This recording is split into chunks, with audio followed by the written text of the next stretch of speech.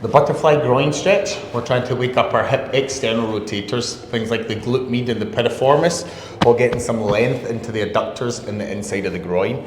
We're going to set up against the wall. We want to maintain a nice neutral spine, so shoulders and hips stacked with the abdominals engaged. We're bringing the soles of the feet in tight together, and we want them as close as we can into the midline without changing the shape of the spine. Ideally, your back will be flat against the wall as we do this, but that's a little marker for progression.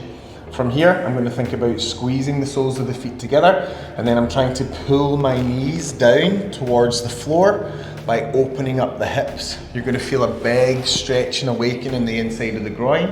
We're going to hold this position for 10 to 15 seconds, and then we're going to gently relax and ease off. We'll give the body 5 or 6 seconds to accommodate again, and then we'll repeat that process. Brace the abdominals, retract the shoulder blades, externally rotate the hips, pulling the knees down, making sure we don't change the shape in the spine. Here Paula's rocking her butterfly stretch for the groin. The idea is to get a little bit of length into the adductors, the inside, by pulling with the external rotators. So we pull the hips open and lengthen the groin that way. Nice job, Paula.